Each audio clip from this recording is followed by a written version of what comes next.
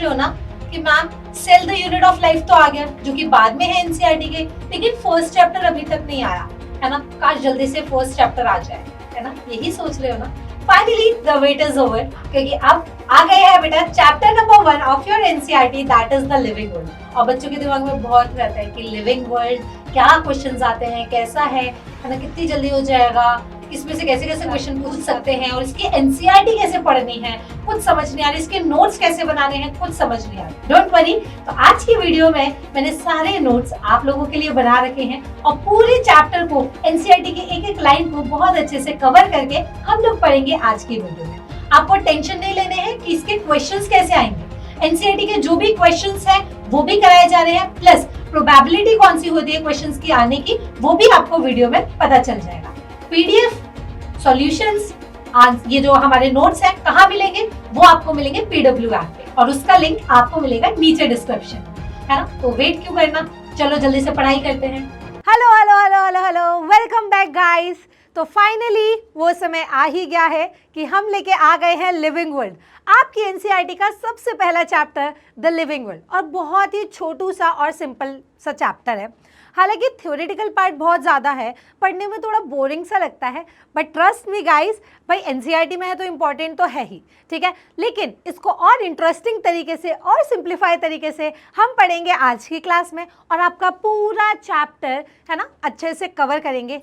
खाली पढ़ेंगे ही नहीं बेटा, इसकी एनसीईआरटी के जो भी क्वेश्चंस है वो भी मैं आपको करवाऊंगी बेटा, है ना। तो आपको पीडीएफ के अंदर भी सारी चीज़ें मिल जाएंगी, और पीडीएफ आपको मिलेगा पीडब्ल्यू ऐप में, और उसका डिस्क्रिप्शन नीचे दिया गया है, ठीक है।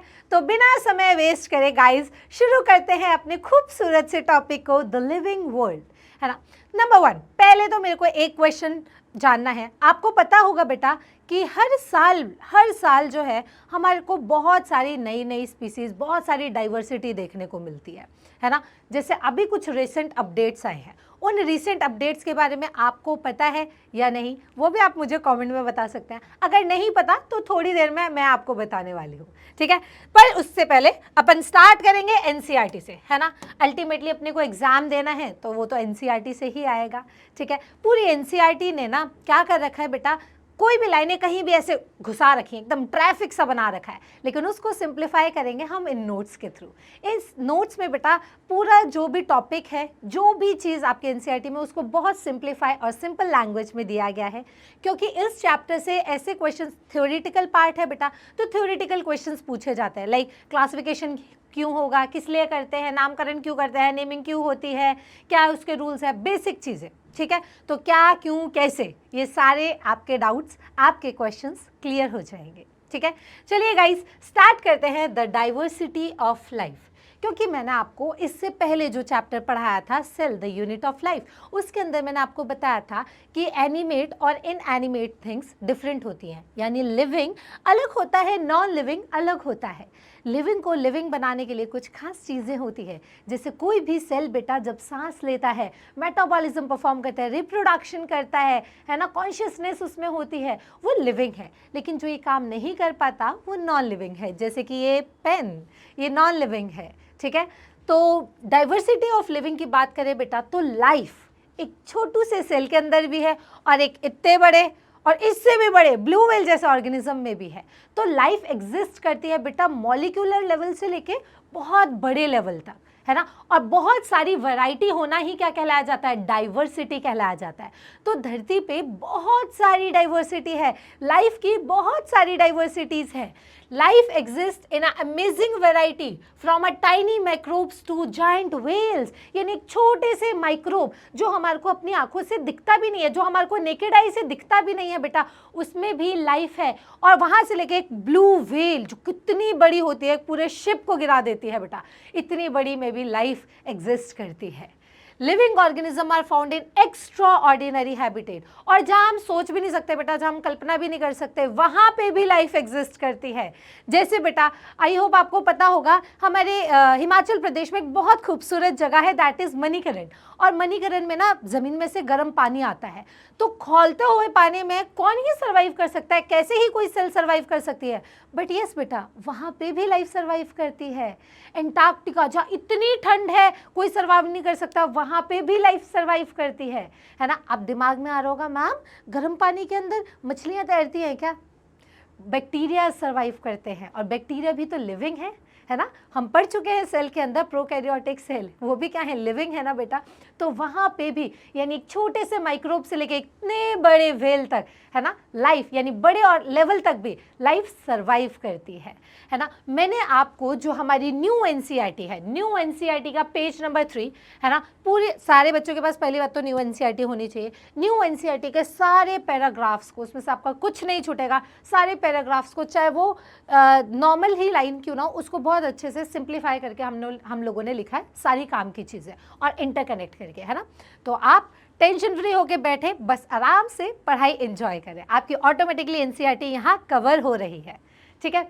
फिर बात करते हैं बेटा लाइफ एक्स्ट्रा ऑर्डिनरी हैबिटेट में कहाँ सर्वाइव करती है। जैसे कि मैम कोल्ड माउंटेन्स, बहुत बर्फीले पहाड़ों में भी लाइफ सर्वाइव करती है, घने जंगलों में भी लाइफ सर्वाइव करती है, ओशन समुद्र में भी लाइफ सर्वाइव करती है, फ्रेश वाटर लेक्स के अंदर भी, रेगिस्तान डेजर्ट्स के अंदर भी, और हॉट स्प्रिंग्स जो मैंने आपको बताया वहाँ पे भी लाइफ एग्जिस्ट करती है। यानी कि हर एटमॉस्फेयर में, हर कंडीशन में लाइफ सर्वाइव कर सकती है। तो धरती पे कितनी ज़्यादा डाइवर्सिटी और कितना यूनिक चीज़ है ये, right. Beauty of life forms की बात करें बेटा, तो हमारी एनसीईआरटी ने कुछ एग्जाम्पल्स देके समझाया है कि लाइफ देखो कितना ब्यूटीफुली ग्रेसफुली दिखाया गया है। Graceful movement, galloping horse, horse की बहुत तेज़ रफ्तार, यानी जानवर बहुत तेज़ी से भागते भी हैं, यानी हर लाइफ फॉर्म का अपना अपना एक क्वालिटी है। जैसे horse are famous for their speed, है ना, बहुत तेज़ी से वो भागते हैं, उनके स्टेमिना के लिए they are famous. Seasonal migration, जैसे जैसे मौसम चेंज होता है, सीजन चेंज होता है, कुछ बर्ड्स माइग्रेट करके आती है, जैसे साइबेरियन बर्ड्स, है ना। Aesthetical landscape, valley of flowers, है ना। आई थिंक उत्तराखंड में एक प्लेस है वैली ऑफ फ्लावर्स के नाम से ही फेमस है ना वो। अब तो वहाँ पे देखो वो भी तो फ्लावर्स है ना, लाइफ है, जैसा मौसम बदलता है वहाँ पे फ्लावर्स की एक वैली, खूबसूरत सी वैली बन जाती है। प्रेडेटर एक्शंस, यानी कि जीव ऐसे भी होते हैं जो अपने खाने के लिए, मतलब अपने पेट भरने के लिए दूसरे जानवरों को भी खाते हैं, यानी अटैकिंग शार्क जैसे कि प्रेडेटर। प्रेडेटर कौन होते हैं बेटा? ऐसे ऑर्गेनिजम्स जो दूसरे जानवर को खाते हैं, ठीक है। तो उन्हें हम बोलेंगे प्रेडेटर। प्रेडेटरी एक्शन, और ऐसे एक्शन करने वाले प्रेडेटरी एक्शन कौन से? जैसे कि शार्क, है ना। शार्क तो पता होगी ना बेटा तुम लोगों को, ऐसे लंबी सी, है ना, आगे लंबी सी माउथ वाली जो होती है, दैट इज शार्क, ठीक है। अब साइंटिस्ट के अंदर ये तो था कि हमने ये तो पता कर लिया कि लाइफ कैसी होती है ना, और कहाँ कहाँ होती है, लेकिन इनके आपस के बीच में इंटरेक्शन कैसा होता है। अब कहानी बेटा अब की नहीं है, आज तो हमारे को सब कुछ पता है, लेकिन कहानी है बहुत पुरानी, जब लोगों को पता ही नहीं था, जब ये क्यूरोसिटी डेवलप हो रही थी कि ओ माय गॉड इतने सारे टाइप के ऑर्गेनिजम्स देखे जाते हैं, पाए जाते हैं, इनका काम क्या है, ये क्यों आए हैं धरती पे, ये कैसे इंटरैक्ट करते हैं, ये सभी के आगे बेटा क्वेश्चन मार्क था, है ना। जैसे वो आता है ना, एक मीम्स आता है, ऐसे कोई एक्सप्लेन करो तो साइड में क्वेश्चन मार्क, फिर अचानक से एक बेटा बल्ब सा जल जाता है ना। तो वैसे ही बेटा साइंटिस्ट भी डिस्कवर कर रहे थे life isn't just beauty, it also involve conflict and cooperation. अब देखो इंटरैक्शन कैसे होता है, लिविंग ऑर्गेनिज्म का इंटरैक्शन दो तरीके से होता है, वो एक दूसरे का साथ दे सकते हैं, वो एक दूसरे के साथ compete कर सकते हैं बेटा, है ना। कुछ बच्चे नीट की तैयारी करेंगे बेटा, है ना। अब क्या है, एक स्पेसिफिक चीज़ के लिए सब आपस में ह्यूमन बींग्स क्या कर रहे हैं, compete कर रहे हैं, कंपटीशन कर रहे हैं, है ना। जो जीतेगा उसकी सीट हो जाएगी, राइट। तो ऐसी कन्फ्लिक्ट यानी कंपटीशन होता है रिसोर्स के लिए, और कॉपरेशन यानी साथ देना, है ना। कभी कभी भाई कुछ स्कूल में उल्टा काम हो जाता है ना, तो तू एक काम करियो, तू मेरी बात मत बताइयो, मैं तेरी बात नहीं बताऊंगा, है ना। तो एक दूसरे का क्या कर रहे हैं, सपोर्ट कर रहे हैं, म्यूचुअलिज्म। तू मेरी हेल्प कर, मैं तेरी हेल्प कर रहा हूँ, है ना। तो इस तरीके से म्यूचुअलिज्म होता है, यानी कॉपरेशन, या हम इसे बोल सकते हैं सिम्बायोसिस, ठीक है। कि भाई मैंने तुझे ये दिया, तू मुझे बदले में ये दे दे, तो दोनों का काम चल जाएगा, राइट। इसे हम बोलते हैं म्यूचुअलिज्म या फिर कॉपरेशन। तो इकोलॉजिकल इंटरेक्शन, लिविंग ऑर्गेनिज्म का इंटरेक्शन दो तरीके से हो रहा है, अगेंस्ट भी हो रहा है, लड़ाई झगड़ा भी हो रहा है, और प्यार मोहब्बत से साथ साथ काम भी कर रहा है। आपसे आप ये सोचोगे क्या ये इंपॉर्टेंट है? ऑफ कोर्स इंपॉर्टेंट है बेटा, क्योंकि आपसे पूछा जाएगा इकोलॉजिकल इंटरेक्शन कैसे करते हैं लिविंग ऑर्गेनिज्म। दोनों तरीके से करते हैं, कॉपरेशन म्यूचुअलिज्म सिम्बायोसिस भी करते हैं, कन्फ्लिक्ट कॉम्पिटिशन भी होता है उनके आपस में, ठीक है। This happen. अब ये कहाँ होता है, क्या ये मॉलिक्यूलर लेवल पे होता है, ये बड़े स्केल पे होता है ना। तो ये होता है within a population. Population member of same species. Ma'am species आ जाओ, टेंशन नहीं लेनी, ठीक है। क्या होता है देखो, जैसे भाई आजकल बेटा, आजकल बहुत ज़्यादा ट्रेंड है ना, इंस्टाग्राम पे देख लो चाहे कहीं देख लो, बहुत ज़्यादा ट्रेंड है आजकल, लोग कैट्स और डॉग्स बहुत पाल रहे हैं ना, और उनको बेटा फीड करते हैं। फिर आजकल वो आती है ना, फिर डॉग ऐसे ऐसे करके अपना वो खोल रहा है, फिर नेल पेंट लगा रहा है, फिर पॉलिश कर रहा है ना, राइट। तो भाई डॉग्स की अगर मैं बात करूँ, है ना, अब डॉग्स में भी बहुत सारी कैटेगरी हो गई, जैसे गोल्डन रिट्रीवर हो गया, लैब्राडोर हो गया, पिटबुल हो गया, मल्टीपल डॉग्स हो गए, ठीक है। ऐसे ही कैट में भी होता है बेटा। तो डॉग और कैट, डॉग एक अलग स्पीसी है ना, कैट एक अलग स्पीसीज है, और जब ये पूरा एक साथ होते हैं, इंटरेक्शन होता है, तो ये पॉपुलेशन कहलाया जाता है, ठीक है। ठीक है, तो देखो ये अलग, इनकी अलग पॉपुलेशन है, इनकी अलग पॉपुलेशन है, और इनकी भी अलग पॉपुलेशन है ना, सबकी अलग अलग पॉपुलेशन है। इस स्पीसी की अलग अलग पॉपुलेशंस हैं। कैट में बहुत सारे अलग अलग टाइप की कैट्स हैं, डॉग में बहुत सारे अलग अलग टाइप के डॉग्स हैं, तो वो डॉग की पॉपुलेशन हो गई। बट डॉग क्या है, एक स्पीसी है, राइट। डॉग क्या है, स्पीसी है, क्योंकि डॉग की अलग अलग वैरायटी भी है। तो विद इन अ पॉपुलेशन, जैसे सेम स्पीसीज के सारे डॉग्स के बीच में इंटरेक्शन हो सकता है ना। आपने देखा है ना कि कभी भी अगर एक ऑनर दूसरा डॉग ले आता है घर में, है ना, एक डॉग होता है दूसरा डॉग ले आता है, तो उसे जेलसी होती है, वो लड़ता है ना, वो अलग से बिहेव करने लगता है। तो उन दो डॉग्स जो कि सेम स्पीसी हैं, यानी उनकी पॉपुलेशन में भी इंटरेक्शन होता है, और among the population of a community, और एक पूरी कम्युनिटी में भी कंपटीशन होता है, जिसमें अलग अलग स्पीसी एक साथ रहती है। ये देखो, जिसमें अलग अलग स्पीसी एक साथ रहती है। So this is what, community. This is what, community guys. ओए होए, ये लो, this is what, community guys, ठीक है। इनकी अपनी क्या है, पॉपुलेशन, इनकी अपनी भी पॉपुलेशन है, और ये सारी पॉपुलेशन एक जगह रह रही है, तो क्या बना रही है, कम्युनिटी बना रही है। तो कम्युनिटी में भी इंटरेक्शन होता है, और सेम स्पीसी के, है ना, पॉपुलेशन में भी इंटरेक्शन होता है। तो इकोलॉजिकल इंटरेक्शन बेटा पॉपुलेशन के अंदर भी होता है, कम्युनिटी के अंदर में भी होता है। और कैसा होता है, पॉपुलेशन भी हो सकता है, मिल बांट के साथ साथ रहेंगे, हम साथ साथ हैं, है ना। तो भाई साथ साथ भी रह सकते हैं, और अगेंस्ट कंपटीशन भी कर सकते हैं। Got it. फिर बढ़ते हैं आगे। अगर मैम हम बात करें मॉलिक्यूलर लेवल की, तो मॉलिक्यूलर लेवल में क्या होगा, है ना। तो भाई ये तुमसे कुछ कहना चाहता है मॉलिक्यूलर लेवल के बारे में। ये कह रहा है मैम लाइफ जो है मॉलिक्यूलर लेवल पे भी एग्जिस्ट करती है, even inside a single cell. एक धरती पे अकेली सेल भी अगर वो जीवित है, तो वो लिविंग है, वो अपनी एक लाइफ परफॉर्म करती है, ठीक है। लाइफ में क्या करेगी बेटा, उसके कंटिन्यूस मॉलिक्यूलर ट्रैफिक, यानी कि मॉलिक्यूल्स लेवल पे भी बहुत सारे इंटरैक्शंस होंगे, thousand of interaction and regulation इसके अंदर होता है, यानी नए नए मॉलिक्यूल्स बनते हैं, टूटते हैं, बिखरते हैं, है ना, ये सब होता है। It show that life is active and dynamic at microscopic level too. कैसे बोला बेटा, आपने एक वर्ड पढ़ा होगा मेटाबॉलिज्म, है ना, आपने एक वर्ड पढ़ा होगा बेटा मेटाबॉलिज्म।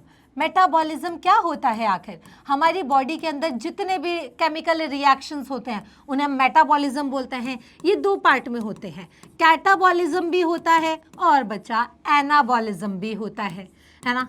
अब मैम ये कैटाबॉलिज्म एनाबॉलिज्म भी समझा दीजिए। तो भाई देखो, कैटा मतलब काट दो, कैटा काट दो, है ना, काट दो किसको, बड़े केक को छोटे छोटे पीसेस में काट दो बेटा, और सब में बांट दो, ठीक है। वाह व्हाट अ राइम, काट दो एंड बांट दो। यानी एक बड़ा ऑर्गेनिज्म, एक बड़ा मॉलिक्यूल ब्रेक हो जाएगा, किस में, छोटे छोटे मॉलिक्यूल्स में, छोटे छोटे मॉलिक्यूल्स बनेंगे। और जब छोटे छोटे मॉलिक्यूल्स मिलके फॉर्म करते हैं, बनाते हैं एक बड़ा सा मॉलिक्यूल, उसको हम बोलते हैं एनाबॉलिज्म। कैटाबॉलिज्म का उल्टा, एक कट के टूट रहा है तो एक जुड़ के बन रहा है ना, एक बन रहा है, एक कंबाइन होके क्या हो रहा है, फॉर्म हो रहा है। तो भाई कॉमन सी बात है, ये कब होगा, किसी लिविंग ऑर्गेनिज्म के अंदर होगा। तो उन्होंने यही बात बोली कि भाई इन्होंने यही चीज बोली कि कंटिन्यूअस मॉलिक्यूलर ट्रैफिक हो रहा है, थाउजेंड्स ऑफ रिएक्शंस और रेगुलेशन हो रहे हैं, इसका मतलब लाइफ एक्टिव है, जीवित है, हो रहा है, डायनेमिक है, कंटिन्यूअस है। और माइक्रोस्कोपिक लेवल पे भी एक सेल जो हमारे को नेकेड आई से नहीं दिखती उसके अंदर भी हो रहा है, यानी वो सेल जीवित है। लाइफ मॉलिक्यूलर लेवल पे भी एग्जिस्ट करती है। ठीक है, अब मैम इतनी देर से बोल रहे हो लाइफ लाइफ लाइफ, आखिर व्हाट इज लाइफ? लाइफ क्या है? This question has two part. अब मैं पूछूंगी कौन से लेवल पे बात कर रहे हो, फिलोसफिकल लेवल पे या साइंटिफिक लेवल पे? दोनों बातें अलग अलग है। ठीक है, तो रुको जरा, सब्र करो बेटा, दोनों लेवल को पढ़ेंगे। ठीक है, दोनों की जगह हम फोकस करेंगे बेटा साइंटिफिक पे, है ना। चलो, उसके लिए दूसरे वाले क्वेश्चन के लिए तो अपन को फिलॉसफी में जाना पड़ेगा, फिर ज़्यादा जज्बाती हो जाते हैं लोग। This question has two part. इस क्वेश्चन के दो पार्ट है। व्हाट इज लिविंग, यानी लिविंग क्या है, एक scientific point of view, and what is the purpose of life, आखिर हम पैदा ही क्यों हुए हैं। अब बच्चे बोलते हैं क्या हम पढ़ाई लिखाई करके सब मर जाएंगे, हैं क्या नौकरी करना ही एक हमारा आखिरी उद्देश्य है? तो भाई सबके अपने अपने विचार आने लगते हैं पर्पस ऑफ लाइफ को, तो इसको हम पढ़ते हैं फिलॉसफी में। ठीक है, लेकिन यहाँ पे हम बात करेंगे what is living scientific level पे, तो we focus only on the first part, what is living. ठीक है, तो गाइस हम पढ़ेंगे what is living scientific level पे। अब ठीक है मैम, हमारे को सारी बातें समझ आती हैं, लेकिन आप हमें एक चीज़ बताइए कि आपने एक वर्ड बोला था डाइवर्सिटी, लाइफ है, मॉलिक्यूलर लेवल पे भी है, उससे बड़े मैक्रो लेवल पे भी है और बहुत बड़े जॉइंट लेवल पे भी है। तो ये डाइवर्सिटी, तो मैम जैसे जैसे हम अलग अलग एरियाज पे देखते हैं वहाँ डाइवर्सिटी अलग अलग हो जाती है। गार्डन में देखोगे तो कुछ ही डाइवर्सिटी देखने को मिलेंगे, कुछ ही प्लांट्स, कुछ ही जानवर, है ना, आपको बटरफ्लाइज या फिर आपको बीज वगैरह कुछ देखने को मिल सकता है। लेकिन आप और जंगल में चले जाओ बेटा तो आपको कितने सारे प्लांट्स देखने को मिलेंगे, कितने सारे अलग अलग लिविंग ऑर्गेनिज्म, इंसेक्ट्स, एनिमल्स देखने को मिलेंगे, राइट। तो जैसे जैसे आप अपना ऑब्जर्वेशन एरिया बढ़ाते हो बेटा, वैसे वैसे आप ज़्यादा डाइवर्सिटी को, ज़्यादा लिविंग ऑर्गेनिज्म को डिस्कवर कर पाते हो। तो ऑब्जर्वेशन ऑफ डाइवर्सिटी की अगर हम बात करें, ये है हमारा पहला topic, diversity in the living world. अभी तक तो हमने सिर्फ एनसीईआरटी में जो भी इंट्रोडक्शन था उसको अच्छे से समझ लिया, वहां से जितने भी मैक्सिमम क्वेश्चन बन सकते थे बेटा वो सारी प्रोबेबिलिटी हम कर चुके हैं। अब है बेटा शुरुआत डाइवर्सिटी इन लिविंग वर्ल्ड। तो अब ये क्या बोलते हैं, ये बोलते हैं कि a large variety of living organism are seen around us. Plants देखने को मिलते हैं, एनिमल्स देखने को मिलते हैं, इंसेक्ट देखने को मिलते हैं, बर्ड्स देखने को मिलता है, एटसेट्रा, बहुत सारे कुछ देखने को मिलता है। बहुत सारे ऑर्गेनिज्म माइक्रोस्कोपिक लेवल पे भी होते हैं जो हमारे को नेकेड आई से भी नहीं दिखते, वो भी होते हैं। वाइडर द ऑब्जर्वेशन एरिया, जितना बड़ा ऑब्जर्वेशन एरिया करोगे greater the variety of organism आपको मिलेगी। ठीक है, ये आपको स्टेटमेंट बेस्ड क्वेश्चंस में आ सकता है। जैसे आपको क्वेश्चन पूछे जाते हैं ना, स्टेटमेंट 1, स्टेटमेंट 2, इनमें से कौन सा स्टेटमेंट करेक्ट है या इनकरेक्ट है, या फिर आपको 4-5 स्टेटमेंट दे दिए जाएंगे, इनमें से कौन सा स्टेटमेंट करेक्ट है, कौन सा इनकरेक्ट है। वहाँ पे ऐसे पॉइंट्स जो हैं पूछे जाते हैं, इसलिए वो सारे हमने कवर करे हैं। चलिए, तो ये बोल रहा है जैसे हम गार्डन के अंदर देखेंगे तो गार्डन के अंदर हमारे को कुछ ही डाइवर्सिटी देखने को मिलेगी। ठीक है, और अगर हम बात करते हैं जंगल की, है ना, बेयर ग्रिल्स के साथ चलो बेटा चलते हैं जंगल की एक्सप्लोर करने, तो आपको बहुत सारे फ्लोरा फौना यानी बहुत सारी डाइवर्सिटी प्लांट्स की, एनिमल्स की, इंसेक्ट्स की, बर्ड्स की देखने को मिलेगी। ऑब्जर्वेशन ऑफ डाइवर्सिटी की बात करें, a large variety of living organism are seen around us. ठीक है, ओ माय गॉड, रिपीट हो गया ये। चलिए, लेकिन अब आप मुझे एक बात बताओ, मैम हमने बहुत सारे ऑर्गेनिज्म देखे लेकिन हमारे को पता ही नहीं था वो कौन है, हमारे को पता ही नहीं था वो कौन है, कैसे करें, किससे मैच करें, है ना। अब इसका मैं आपको एक एग्जांपल दिखाती हूँ। इतनी सारी डाइवर्सिटी है हमारी धरती पे, इतनी सारी डाइवर्सिटी है हमारी धरती पे बेटा कि कुछ तो हमारे देखने से पहले एक्सटिंक्ट हो गई, है ना, कुछ ऐसी है बेटा जो अभी हमारे को और डिस्कवर करनी है, अभी हमारे को और डिस्कवर करनी है। अभी हमारे को जो पता है वो 1.7 से 1.8 मिलियन स्पीसीज हम डिस्कवर कर चुके हैं, लेकिन अभी भी ऐसा है कि और डिस्कवरी होना बाकी है, बहुत ज़्यादा डाइवर्सिटी है। जैसे मैं अभी आपको रिसेंटली एक केस बताती हूँ, है ना, कहाँ चला गया,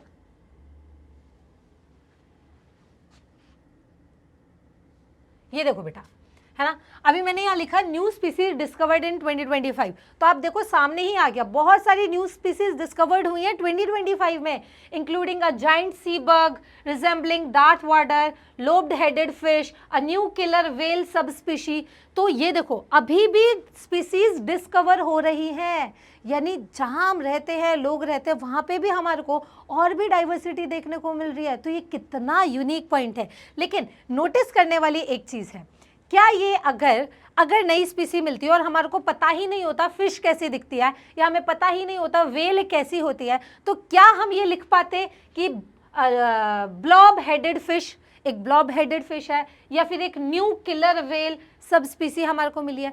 तो हमारे को जानने के लिए बेटा, किसी नई स्पीसी के डिस्कवरी के लिए हमारे को पहले ये पता होना चाहिए कि उसका नाम क्या है, वो फिश क्या है, या उसकी कैटेगरी क्या है, यानी उसका बेसिकली देखा जाए तो क्लासिफिकेशन या नॉमेनक्लेचर करना उस प्रजाति का बहुत ज़रूरी है। तभी तो हम बोलेंगे ये फिशेस होती हैं, ये रेप्टाइल्स होते हैं, ये एम्फीबियंस होते हैं, है ना। तो नामकरण करना और क्लासिफिकेशन बहुत ज़रूरी है, और उसी के बेसिस पे बना है ये चैप्टर द लिविंग वर्ल्ड। ठीक है, local name versus standard name. अब आता है बेटा बहुत ज़रूरी सवाल कि भाई मेरे को तो एक यहाँ पे फिश मिली थी, ठीक है, या मैंने उसका नाम अपनी लोकल लैंग्वेज में कुछ रख दिया, ठीक है, लेकिन अब मैं गई बेटा दूसरी जगह, मैं चली गई गुजरात। अब गुजरात में लोगों को पता ही नहीं है कि मैम ये क्या बात बोल रहे हो, क्योंकि मैंने वो अपनी लोकल लैंग्वेज पे नाम रखा है। तो लोकल लैंग्वेज के आप देखो हमारे इंडिया के अंदर कितनी डाइवर्सिटी है, अलग अलग भाषाएं हैं, अलग अलग स्टेट हैं, सबकी अपनी अपनी लैंग्वेज है। और मेरे को बहुत सारी चीज़ें, है ना, मेरे को नहीं पता आपके स्टेट में क्या बोला जाता है। जैसे गोलगप्पे तो सभी खाते होंगे, है ना, मैम के दिमाग में खाने के एग्जाम्पल बहुत आते हैं, ठीक है। अब गोलगप्पे सब खाते हैं। अब देखो गोलगप्पे को कोई पुचका बोलता है ना, कोई गोलगप्पा बोलता है, कोई पता नहीं पानी बताशे बोलता है, बहुत सारे नाम हैं, ठीक है। ऐसी मैंगो की अगर मैं बात करूँ तो सबके अलग अलग नेम्स हैं। तो लोकल नेम होना हर लोकल एरिया में ही रह जाता है वो नाम, लेकिन अगर वहाँ उस एरिया का पर्सन दूसरी जगह जाके उस नाम को बोलेगा तो सामने वाले को पर्सन को नहीं पता चलेगा। चलो ये तो होगी ह्यूमंस नॉर्मल पीपल की बात। लेकिन साइंटिस्ट बेटा जब डिस्कवरी करते हैं तो उनको तो बेटा रिसर्च पेपर छापना है, उनको तो बेटा पूरी दुनिया को बताना है ना। तो उनके लिए नाम जानना बहुत ज़रूरी है। इसलिए साइंटिस्ट ने डिसाइड किया कि भाई नई स्पीसी तो डिस्कवर होंगी, तो एक काम करते हैं, हम एक रूल सेट कर लेते हैं, ठीक है। ना तुम अपनी लैंग्वेज में बात करो, ना मैं अपनी लैंग्वेज में बात करूँगा। एक जनरल लैंग्वेज रखते हैं, एक साइंटिफिक लैंग्वेज रखते हैं, साइंटिफिक नेम रखते हैं किसी भी स्पीसी का, सो दैट वो यूनिवर्सली एक्सेप्टेड हो, है ना, और उसको सब पढ़ सके, सब साइंटिस्ट आपस में बैठ के, है ना, गप्पे शप्पे मार सके, उसके बारे में और बातें कर सके, है ना, और उसके बारे में डिस्कवरी कर सके, राइट। तो भाई local name versus standard name यही था। Organism have different local names in different region, अलग अलग रीजन में अलग अलग लोकल नेम थे। Local name cause confusion in communication, जिसकी वजह से कम्युनिकेशन में बहुत कन्फ्यूजन ही कन्फ्यूजन है, सॉल्यूशन का पता नहीं, बहुत ज़्यादा कन्फ्यूजन था, ठीक है। इसके लिए बेटा स्टैंडर्ड नेमिंग करवाया गया, यानी नॉमेनक्लेचर नामकरण कराया गया। Standard name ensure universal identification, standard names को यूनिवर्सली, है ना, एक्सेप्ट करना बहुत ज़रूरी था। नॉमेनक्लेचर क्या होता है? नॉमेनक्लेचर होता है process of naming organism scientifically, यानी जैसे हमारे घर में, जैसे मेरा नाम है सुप्रिया कौशिक, मेरे पेरेंट्स ने नाम रखा सुप्रिया कौशिक, है ना। अब घरों में हम प्यार से कभी कभी छोटू, ट्वीटी, स्वीटी, है ना, पिंटू, कुछ भी ऐसे नाम रख देते हैं, है ना, गोलू, बबली, कुछ भी रख देते हैं, ठीक है। लेकिन वो लोकल नेम्स होते हैं। साइंटिफिक लेवल पे नामकरण करना उसको हम बोलते हैं नॉमेनक्लेचर, ठीक है, उसको हम क्या बोलते हैं? नॉमेनक्लेचर। तो naming is possible only after a proper identification of organism हो, मतलब कि आपको पहले ये तो पता हो, आप आइडेंटिफाई तो कर पाओ कि ये फिश है, आप आइडेंटिफाई तो कर पाओ it's a whale, it's a reptile, it's a crocodile, है ना। आप पहले आइडेंटिफाई तो करो, तभी तो उसका नामकरण कर पाओगे, राइट। तो भाई नामकरण करने के लिए हमारे को बहुत ज़रूरी होता है कुछ पॉइंट्स को ध्यान रखना, जैसे कि आइडेंटिफिकेशन करना, तो वो मैं स्टेप अभी आपको बताऊंगी। अब नामकरण करने के लिए कुछ रूल्स बने, जैसे कि ICBN international code of botanical nomenclature, ये प्लांट्स के, ये रूल्स जो थे, ये प्रिंसिपल्स जो थे, वो प्लांट्स के बेसिस पे, प्लांट्स के लिए किए गए, यानी कि प्लांट का नामकरण किस बेसिस पे होगा? ICBN के through, international code for botanical nomenclature. ये फुल फॉर्म पूछी जाती है, तो बेटा ध्यान रखना, इन फुल फॉर्म को अच्छे से पढ़ना। ICZN, ये क्योंकि बी में बोटानिकल की जगह कुछ और भी, बायोलॉजिकल भी डाल सकते हैं, कुछ और भी डाल सकते हैं, ठीक है। ICZN international code of zoological nomenclature, zoology आ गया यानी एनिमल्स की बात हो गई, तो ये एनिमल्स के लिए है।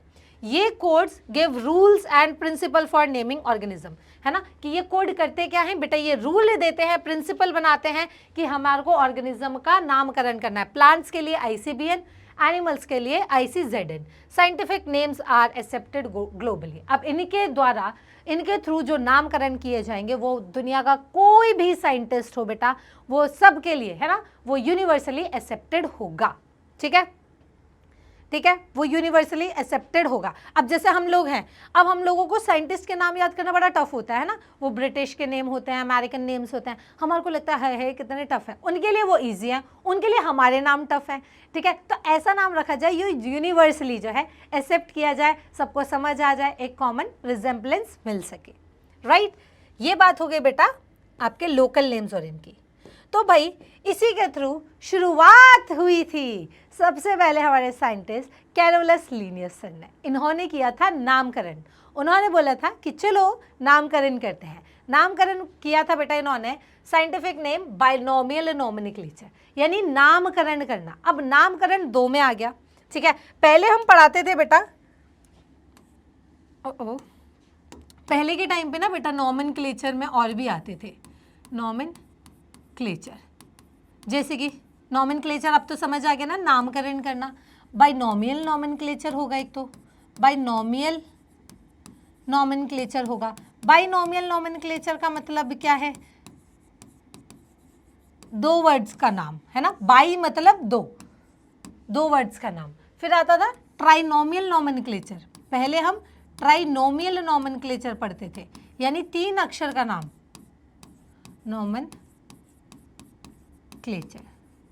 है ना। जैसे आपने सुना होगा कोई कोई लोग नील, नितिन, मुकेश, है ना, 3 नाम आते हैं उनके, राइट, है ना। अब जैसे मेरा नाम सुप्रिया कौशिक, सिर्फ 2 ही नाम है। तो भाई ऐसे ही एनिमल्स के लिए भी बाइनोमियल नॉमेनक्लेचर और ट्राइनोमियल नॉमेनक्लेचर होता था, बट आपको ये नहीं पढ़ना है, ठीक है। आपको पढ़ना है सिर्फ और सिर्फ इत्तू सा बाइनोमियल नॉमेनक्लेचर, ठीक है।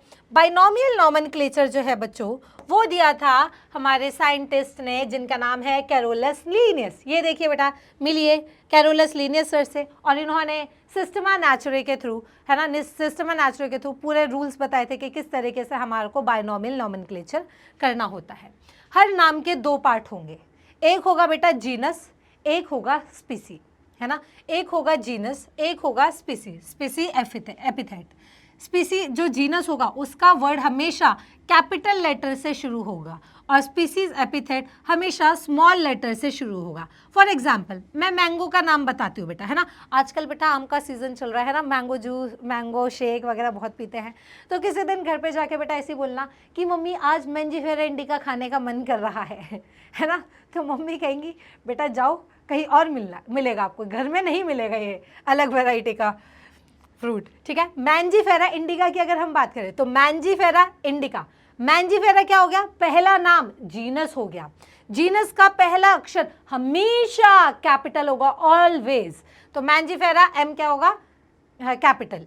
इंडिका क्या है? स्पेसिफिक एपिथेट, दूसरा वर्ड हो गया ना। मैंजीफेरा पहला वर्ड, इंडिका दूसरा वर्ड। पहले वर्ड का स्टार्ट विद कैपिटल लेटर से स्टार्ट कर दिया। स्पेसिफिक एपिथेट स्मॉल लेटर से स्टार्ट होगा, तो इंडिका का आई जो है स्मॉल से स्टार्ट होगा। मैंजीफेरा इंडिका, जिसको हम क्या बोलते हैं? मैंगो। तो मैंजीफेरा क्या हो गया? जीनस। इंडिका क्या हो गया? स्पीसी। ये किसने दिया था? कैरोलस लीनियस सर ने दिया था।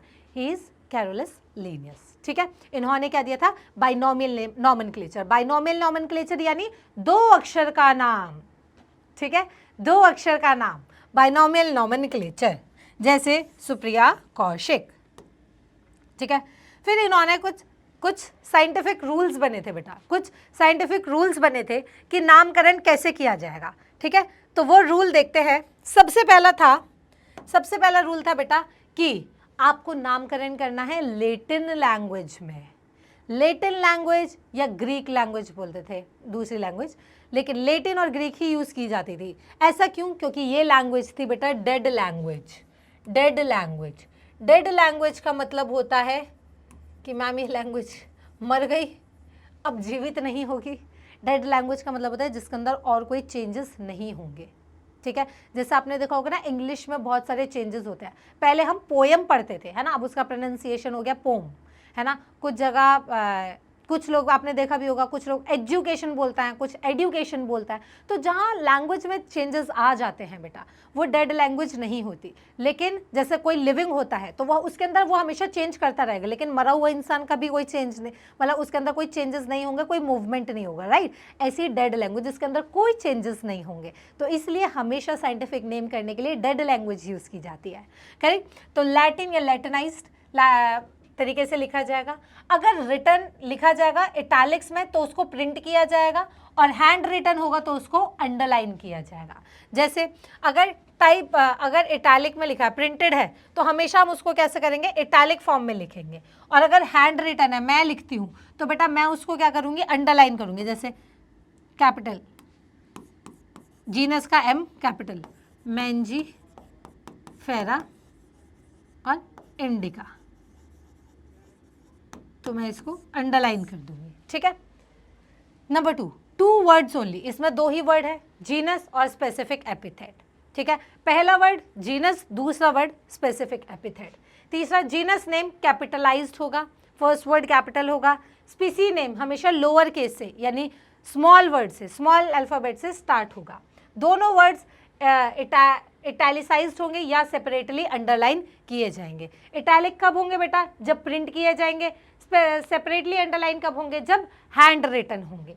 Name of the author appear after the specific epithet that is at the end of biological name and is written in abbreviation form, example Mangifera indica Lin। जैसे कि अगर किसी ऑथर का नाम देना है ना, किसी साइंटिस्ट का नाम देना है, तो जैसे सपोज इन्होंने मैंजीफेरा इंडिका को का नामकरण किया और वो चाहता है कि मेरा नाम भी लगे, तो स्पेसिफिक जीनस, पहले genus Mangifera genus, indica specific epithet, और तीसरा लास्ट में साइंटिफिक नेम, यानी जैसे इनका लीनियस है ना, तो लीनियस को लिन एब्रीवेटेड फॉर्म में लिखेंगे, LIN, बस छोटा सा, दैट्स इट, ठीक है। It indicate that species was first described by Linnaeus, वो ये दिखाता है कि ये वाली जो स्पीसी थी उसको सबसे पहले लीनियस सर ने डिस्कवर किया था, ठीक है।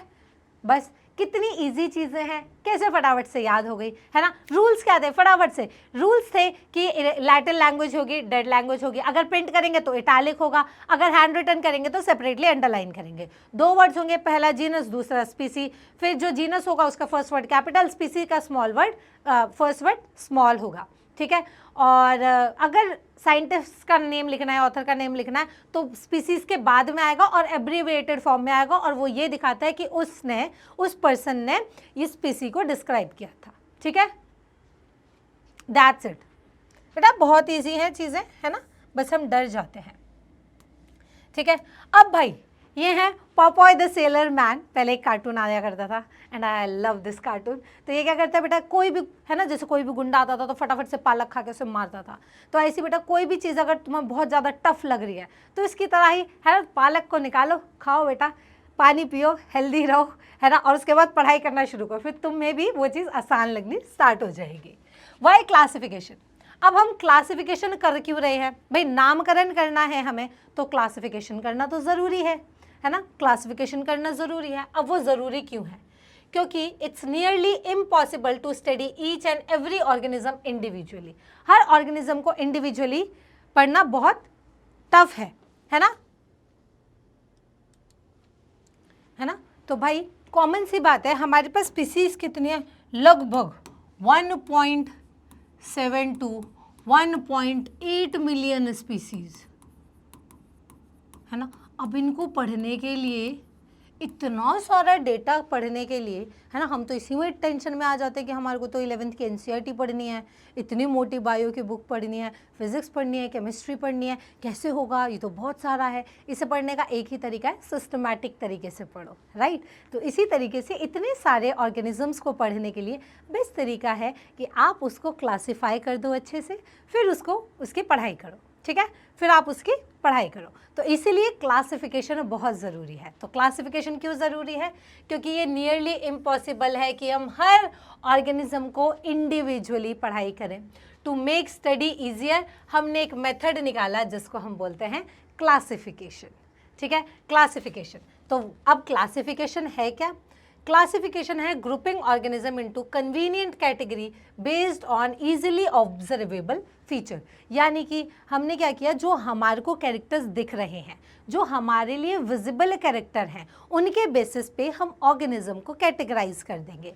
जैसे कि simple dogs, cats, plants, insect, each word create a specific mental image. जैसे आज के टाइम पे हम डॉग को सोचते हैं तो हम एक इमेजिन कर लेते हैं, जैसे एक लैब्राडोर मैंने इमेजिन कर लिया, या मैंने गोल्डन रिट्रीवर इमेजिन कर लिया। मैंने कैट अभी देखा तो मैंने कैट इमेजिन कर ली। मैंने प्लांट सोचा तो मैंने प्लांट एकदम इमेजिन कर लिया। क्यों? क्योंकि आज हमारे को पता है this is plant, this is cat, this is dog, है ना, हमने वो सीखा है और उसकी एक हमारे दिमाग में इमेज है। ठीक है, इसी तरीके से कोई एक नया ऑर्गेनिज्म आएगा, जैसे मैंने आपको अभी बताया था, है ना, मैंने आपको अभी रिसेंटली क्या बताया था कि ये जो नई स्पीसीज डिस्कवर हुई है, देखो मैं आपको दिखा भी देती हूँ, ये देखो, ये नई स्पीशीज जो है अभी रिसेंटली डिस्कवर हुई है 2025 में। ठीक है, तो अब इन्होंने क्या बोला है कि लोब्ड हेडेड फिश, तो मुझे पता होना चाहिए ना व्हाट इज फिश, फिश क्या है। ठीक है, तो उसका एक क्लासिफिकेशन कर रखा है हम लोगों ने, right. New killer whale, whale हमारे को पता है किसके अंदर आती है, मैमल में आती है। कैसी होती है? एक्वेटिक होती है ना, समुद्री मरीन होती है, समुद्री पानी में मिलती है। तो आज हमारे को पता है, लेकिन इनिशियली पहले इतने सारे डाइवर्स ऑर्गेनिज्म थे तो उनको क्लासीफाई करना बहुत ज़रूरी होता है। Got it? These group share common characteristic that help us identify them easily. तो कुछ कॉमन कैरेक्टरिस्टिक, जैसे कि आज हम जब हम एनिमल किंगडम पढ़ेंगे ना, तो आप देखोगे कि हमने ऑर्गेनिज्म को जिनके पास जॉ है एग्नाथा में डाला है, जिनके पास जॉ नहीं है एग्नाथा में डाला है, जिनके पास जॉ है एग्नाथोस्टोम्स में डाला है। फिर जिनके पास लिम्स है उनको अलग किया, जिनके पास लिम्ब नहीं है उनको लिम्बलेस को अलग किया है। ठीक है, जिनके पास स्केल्स है उनको अलग किया है। फिशेस को भी हमने दो कैटेगरी में डाला है, जिनके पास बोन्स है वो बोनी फिश हो गई, जिनके पास कार्टिलेज है वो कार्टिलेजनस फिश हो गई। तो हमने क्या किया, इनको क्लासिफाई किया है। करेक्ट, इसको हमने क्या किया है, क्लासिफाई, सो दैट जितने भी नए ऑर्गेनिज्म आते रहेंगे तो इस बेसिक फ्रेमवर्क के अंदर हम उनको डालते रहेंगे। करेक्ट, तो the categories formed by classification are called taxa. Now you have to pay attention here guys कि क्लासिफिकेशन के दौरान जो हमने एक रैंक बनाई है ना, जो कैटेगरी बनाई, उसको टेक्सा बोलते हैं और उसका सिंगुलर वर्ड है टेक्सॉन। ठीक है, the categories formed by classification are called taxa, उसको हम टेक्सा बोलते हैं, और singular taxon. Taxa can exist at different level, taxa किसी भी लेवल पे हो सकता है। मतलब मैं आपको समझाती हूँ, जैसे डॉग एक स्पीसी है, स्पेसिफिक एपिथेट, स्पीसी एक टेक्सॉन है। मैमल, क्योंकि मैमल है, डॉग एक मैमल है, यानी अपने बच्चे पैदा करता है, यंग वंस को डायरेक्ट जन्म देता है। ठीक है, मैमरी ग्लैंड्स होती है उनके पास, तो मैमल है। लेकिन डॉग से एक बड़ी कैटेगरी होगी मैमल्स, क्योंकि मैमल्स के अंदर बहुत सारे और भी ऑर्गेनिजम्स आएंगे। ठीक है, जैसे कैट भी हो गई, एलिफेंट हो गया, ये सब क्या हो गए, मैमल्स हो गए, है ना। तो मैमल एक बड़ी कैटेगरी होगी, उसके अंदर डॉग आ गए। मैमल से ऊपर और भी एनिमल हो गए। ठीक है, कुछ बेटा यंग वंस को जन्म देते हैं, कुछ यंग वंस को जन्म नहीं देते। जैसे मैं भी आपको समझाऊं, अभी हमने बात करी यहाँ पे डॉग की। ठीक है, सपोज मैंने बात करी डॉग की। ठीक है, अब डॉग आता है किसके अंदर, मैमल के अंदर। मैमल्स कौन होते हैं बेटा, ऐसे ऑर्गेनिजम्स जो बेटा क्या करते हैं, जिनके पास मेमोरी ग्लैंड्स प्रेजेंट होती हैं, बच्चों को फीड कर पाते हैं, है ना। साथ साथ ये कैसे होंगे, विविपेरस होंगे, यानी डायरेक्ट यंग वंस को जन्म दे पाएंगे। तो मैमल्स इनसे बड़ी कैटेगरी होगी, क्योंकि मैमल और भी बहुत सारे हो सकते हैं, जैसे कैट हो सकती है, एलिफेंट हो सकता है, ह्यूमंस, हम भी क्या है, मैमल्स हैं। ठीक है, तो मैमल इससे बड़ी कैटेगरी होगी। अब मैमल से ऊपर क्या है बेटा, एनिमल, है ना, एनिमल। ठीक है, एनिमल मूवी याद तो नहीं आ गई तुम लोगों को।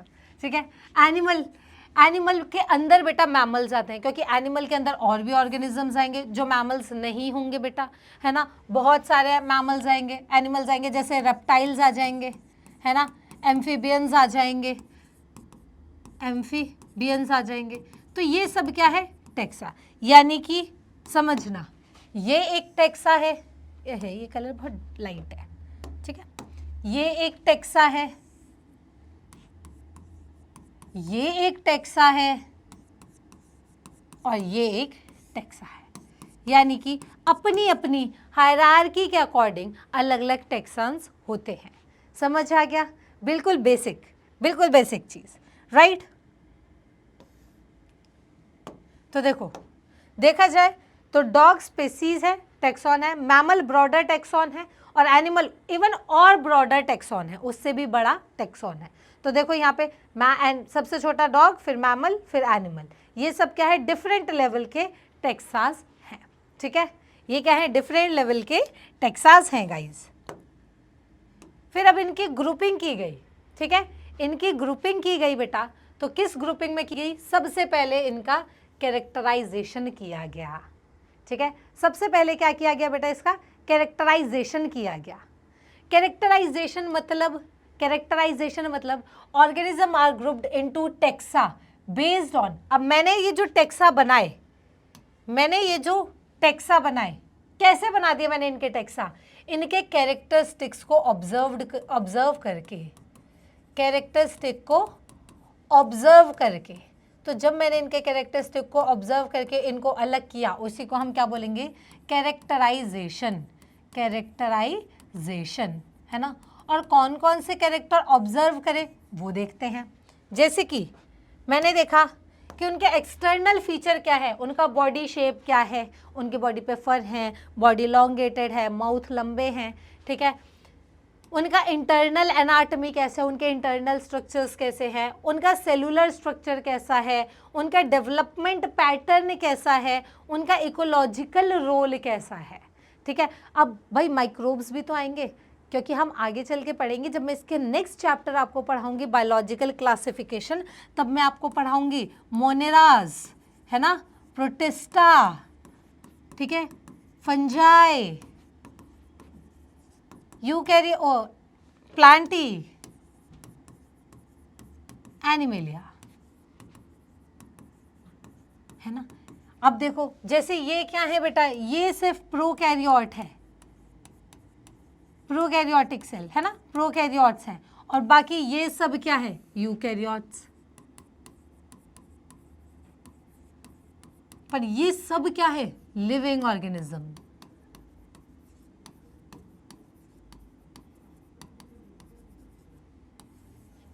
ठीक है, ये देखो, तो आप समझ रहे हो कि हमारे को अब इसके अंदर भी हम बहुत सारी कैटेगरी डिवाइड करेंगे, ठीक है। इसको हम पढ़ते हैं एनिमल किंगडम के अंदर, इसको हम पढ़ते हैं प्लांट किंगडम के अंदर। ये तीनों पढ़े जाते हैं बेटा बायोलॉजिकल क्लासिफिकेशन में, और इनको अलग क्यों कर रहे हैं वो हम पढ़ रहे हैं इस चैप्टर के अंदर, ठीक है।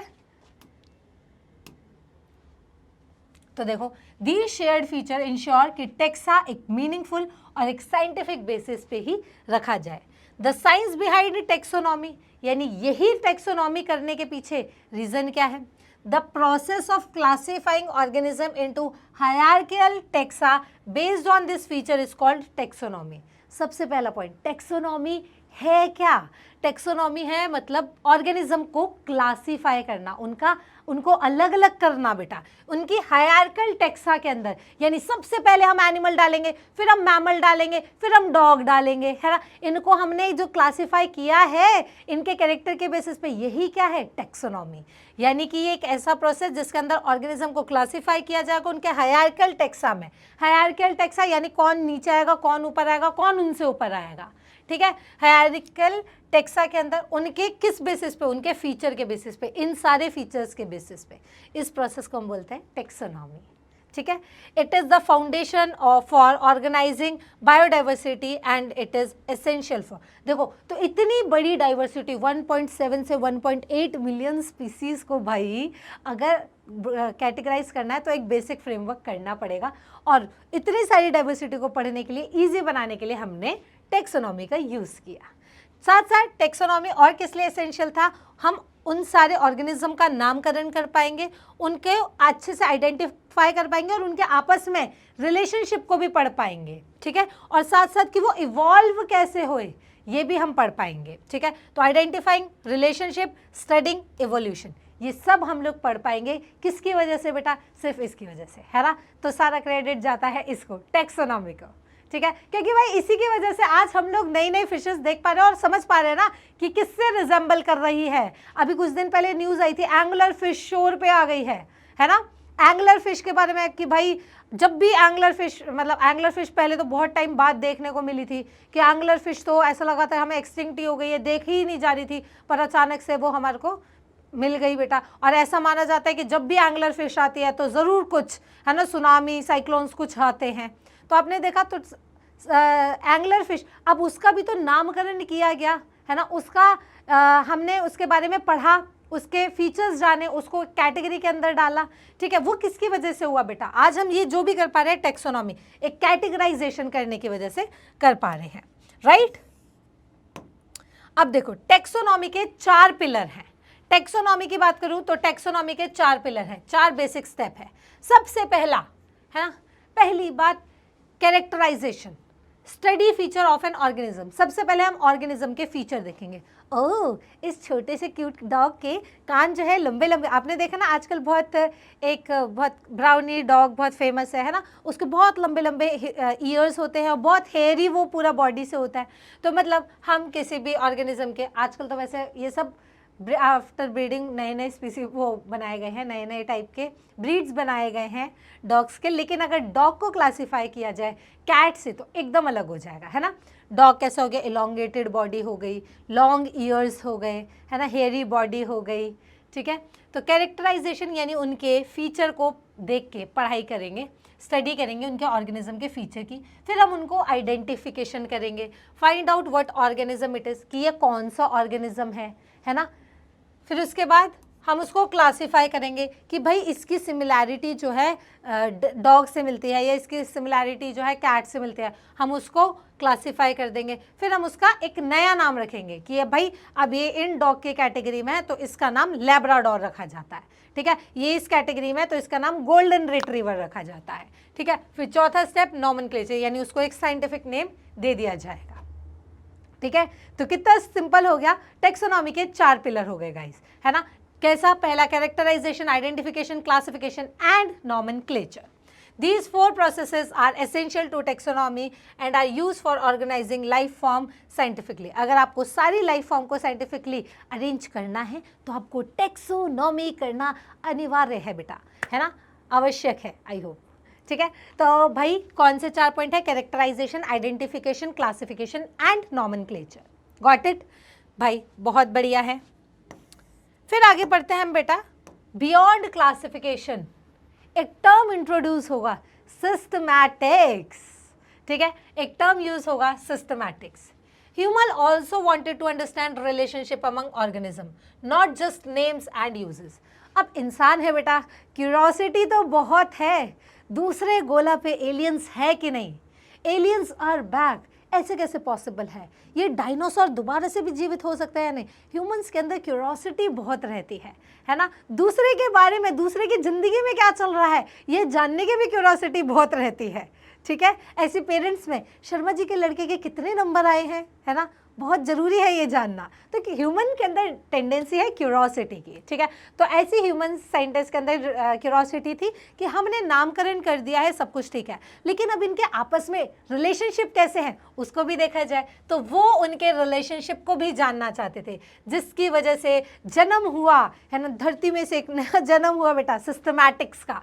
सिस्टमैटिक्स डिराइव्ड फ्रॉम लैटिन सिस्टेमा, मीन्स सिस्टमैटिक अरेंजमेंट, कि भाई इनको सिस्टमैटिकली अरेंज कर दो सो दैट हम इनकी हिस्ट्री जान पाए, ठीक है, हम इनके रिलेशनशिप को जान पाए।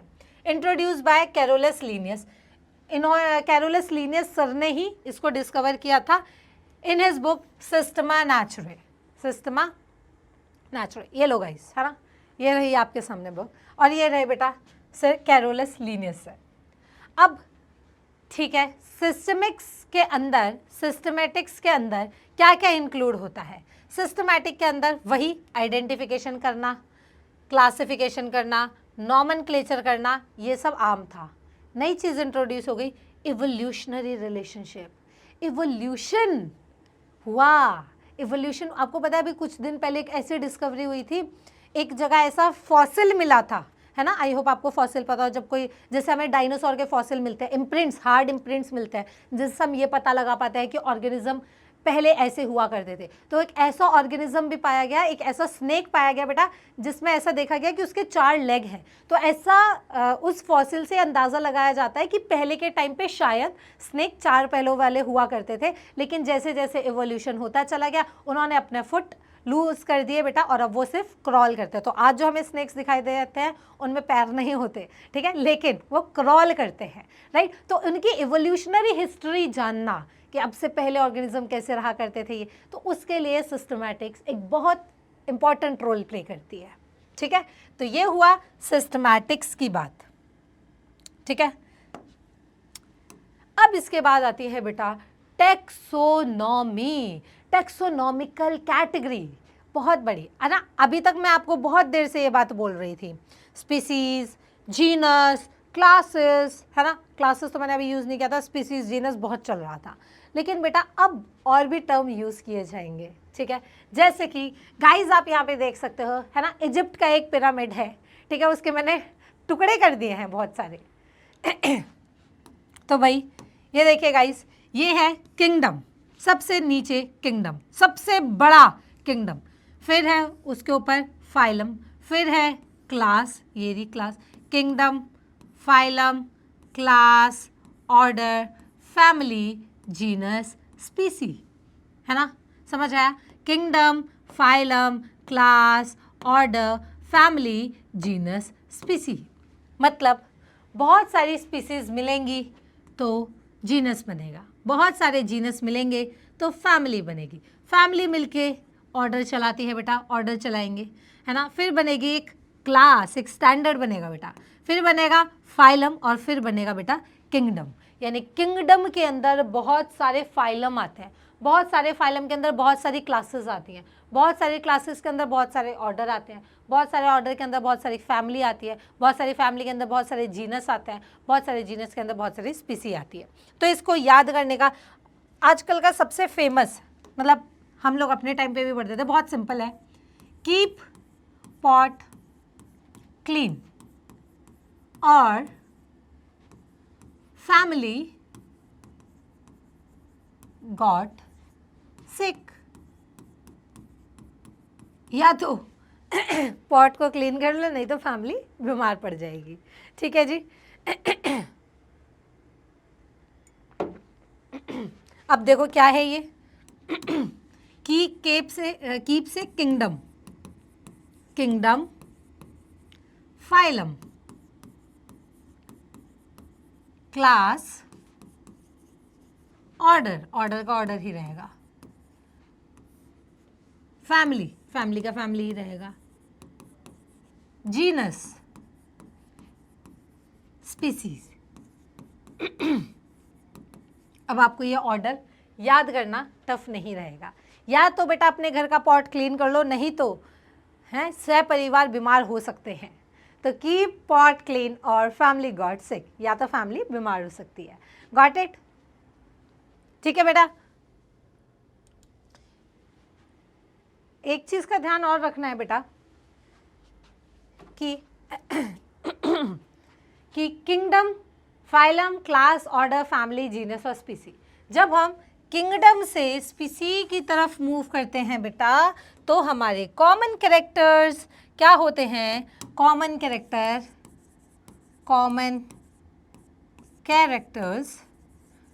कैरेक्टर्स इंक्रीज होते हैं, कॉमन कैरेक्टर्स क्या होते हैं, इंक्रीज होते हैं। यानी कि स्पीसीज जो होंगी, जैसे कैट, डॉग्स, है ना, एलिफेंट, इन सब के, ये एलिफेंट है, elephant elephant elephant elephant elephant, इनके आपस में कैरेक्टर्स सेम होंगे। अगर डॉग की बात करूँ, dog dog dog dog dog dog dog, इन सब के अंदर कॉमन कैरेक्टर कैसे होंगे, सेम होंगे। लेकिन अब जब जीनस से स्पीसी से जीनस की तरफ आएंगे तो जीनस के अंदर बहुत सारी स्पीसी होंगी, तो इनके कॉमन कैरेक्टर थोड़े से कम हो जाएंगे, इनके कॉमन कैरेक्टर कम होंगे। फैमिली में और बहुत सारे अलग अलग जीनस आ जाएंगे, तो फैमिली में और कॉमन कैरेक्टर कम होंगे, ऐसे ऐसे ऐसे ऐसे कम होते चले जाएंगे। यानी किंगडम के अंदर सबसे कम सिमिलैरिटीज, कॉमन कैरेक्टर्स कम देखने को मिलेंगे। सबसे ज़्यादा कितने किस में देखने मिलेंगे? छोटे लेवल पे, है ना भाई। कॉमन सी बात है ना कि हम 4-5 दोस्तों का ग्रुप है, तो हमारे आपस में, है ना, बॉन्डिंग बहुत ज़्यादा अच्छी होगी, हमारी सिमिलैरिटीज़ बहुत होंगी। उसको भी चॉकलेट पसंद है, मुझे भी चॉकलेट पसंद है, उसे भी फ्लावर पसंद है, मुझे भी फ्लावर पसंद है। लेकिन हम बड़े लेवल पे बात करेंगे, भाई क्लास की बात करें, ऑडिटोरियम में बैठे बहुत सारे लोगों की बात करें, तो ज़रूरी तो नहीं है कि सबकी सिमिलैरिटीज़ बढ़े, वहाँ पे सिमिलैरिटीज़ कम हो सकती है ना, क्योंकि वहाँ पे और भी बहुत सारे genus, species, family, order, phylum सब आ गए। ठीक है, तो ये चीज़ आपको ध्यान रखनी है कि किंगडम से स्पीसी की तरफ कॉमन कैरेक्टर क्या होते हैं बच्चा? कम हो जाते हैं। Got it? यस। अब हम बढ़ते हैं टैक्सोनॉमिक कैटेगरी। ठीक है, classification is a step wise hierarchy. ठीक है, स्टेप वाइज हायरार्की है, मतलब हायरार्की मतलब एक बड़ा एक छोटा, फिर उससे छोटा छोटा, इस अरेंजमेंट को हम हायरार्की बोलते हैं। ठीक है, classification does not happen in one step, कभी भी क्लासिफिकेशन एक स्टेप में नहीं होता बेटा। ठीक है, it follows a hierarchy of rank where each step is level category. Each level in this category is called taxonomic category और all category together to form taxonomical hierarchy. यानी ये क्या है? पूरी taxonomical hierarchy है, hierarchy of biological classification। और ये हर level क्या है बेटा? एक category है या एक level है, या मैं इसे टैक्सॉन बोल सकती हूँ। हर कैटेगरी, या फिर देखो इसको मैं, एक को मैं कैटेगरी भी बोल सकती हूँ, कैटेगरी भी बोल सकती हूँ, रैंक भी बोल सकती हूँ, टैक्सॉन भी बोल सकती हूँ, और लेवल भी बोल सकती हूँ। ठीक है, ये क्या है? एक taxon, level, rank, category, same बात है। क्योंकि देखो यहाँ क्या लिखा है, क्लासिफिकेशन के अंदर एक स्टेप नहीं है, बहुत सारी रैंक्स होती हैं। उन रैंक को लेवल या कैटेगरी बोलता है, और उन्हीं कैटेगरी को टैक्सोनॉमिक कैटेगरी भी बोल सकते हैं, और हर कैटेगरी रैंक को हम टैक्सॉन भी बोल सकते हैं। प्लूरल हो गया टेक्सा, सिंगुलर हो गया टैक्सॉन, यानी एक टैक्सॉन, एक टैक्सॉन, ये टेक्सा। ठीक, a taxon represent a biological group at any level of classification. किसी भी लेवल ऑफ क्लासिफिकेशन की बात करो, यानी जीनस के अंदर, फैमिलीज के अंदर, ऑर्गन के अंदर, तो वो हर कैटेगरी क्या होगी बेटा? हर कैटेगरी क्या होगी? टैक्सॉन होगी। जैसे एक खूबसूरत example, insect, a taxon with common feature like 3 pair of jointed legs. अगर मैं इंसेक्ट की बात करूं, है ना, जैसे मैं अभी आपको आगे क्लासिफिकेशन पूरा इनका दिखाऊंगी, तो इंसेक्ट की अगर मैं बात करूं, तो इंसेक्ट क्या है? एक टैक्सॉन है जिसके अंदर कॉमन फीचर्स हैं, कैसे? 3 pair of jointed legs. It is a concrete group sharing distinct trait not just based on the appearance. इसके पास एक कंक्रीट ग्रुप, यानी पक्का वाला स्ट्रॉन्ग ग्रुप शेयरिंग है, जिसके अंदर डिस्टिंक्ट फीचर्स हैं, क्लियरली विजिबल फीचर्स हैं। खाली हम अपीयरेंस के बेसिस पे बात नहीं कर रहे हैं। अभी हम पढ़ेंगे कि आर्थ्रोपोड जो होते हैं, उनके जॉइंटेड अपेंडेजेस होते हैं, उनके हाथ पैर, है ना, जॉइंटेड होते हैं। तो उन सारे जितने भी धरती पे पाए जाने वाले इंसेक्ट्स हैं, वो किसके अंदर आ जाएंगे? आर्थ्रोपोडा के अंदर आ जाएंगे। ठीक है, और आर्थ्रोपोडा क्या है बेटा? फाइलम है। आर्थ्रोपोडा क्या है? फाइलम है। किसके अंदर आता है? एनिमल किंगडम के अंदर अभी आएगा। ठीक है, ग्रुप, कैटेगरी, रैंक्स। कोई भी ग्रुप ऑफ ऑर्गेनिज्म, चाहे वो बर्ड हो, मैमल हो, फर्न हो, वो एक कैटेगरी बनाता है, और हर कैटेगरी जो है एक रैंक लाइक स्पीसी, जैसे कि जीनस और जीनस या स्पीसी बनाता है। तो ग्रुप ऑफ ऑर्गेनिज्म कैटेगरी है, कैटेगरी टैक्सोनॉमिक रैंक है, और रैंक ही क्या कहलाई जाएगी?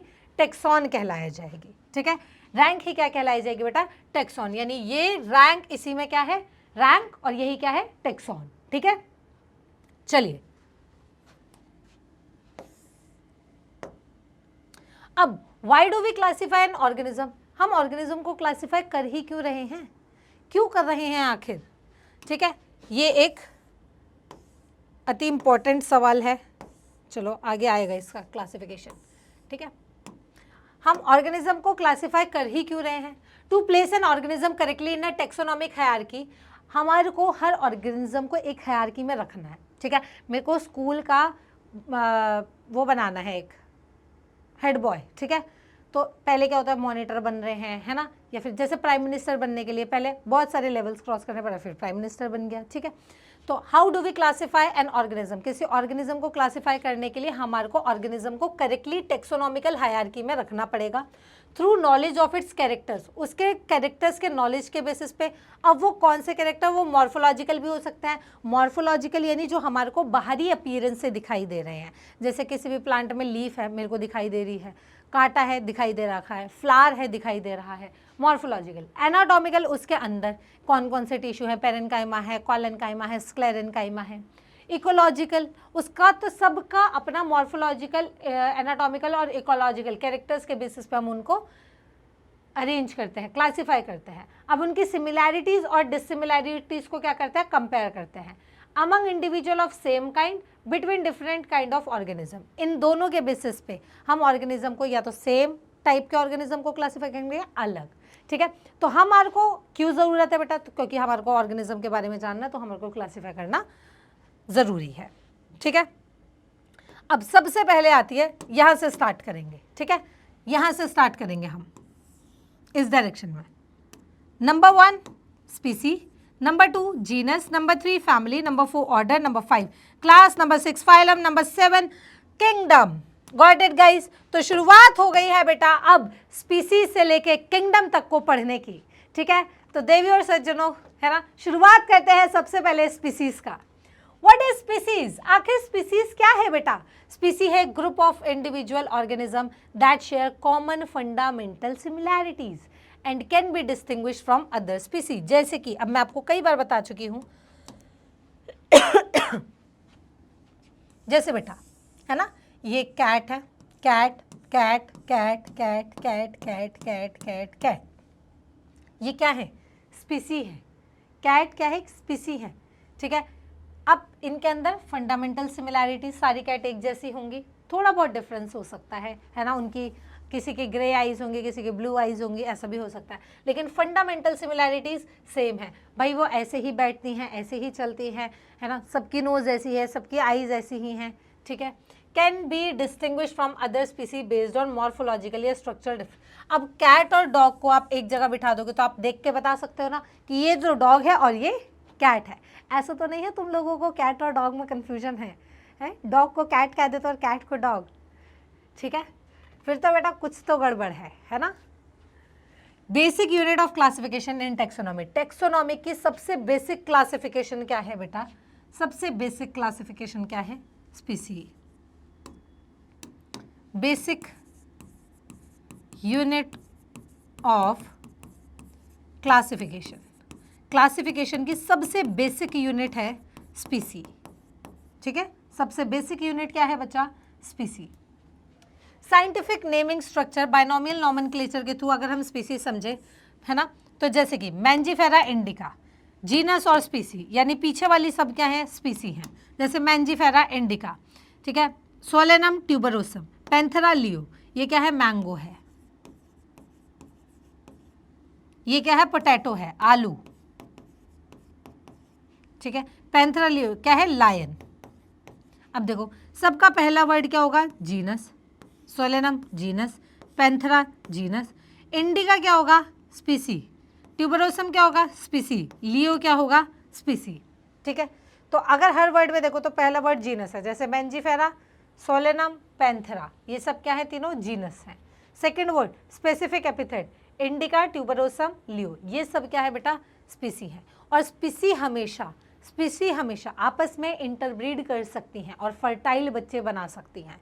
स्पीसीज कैन इंटरब्रीड, मतलब आपस में, भाई कैट आपस में ब्रीड करके कैट बनाएंगे, डॉग आपस में ब्रीड करके डॉग बनाएंगे, लेकिन अगर आपस में ऑपोजिट स्पीसीज में ब्रीडिंग हो गई तो बेटा इनफर्टाइल बच्चा बनता है ना, जैसे खच्चर, है ना, म्यूल।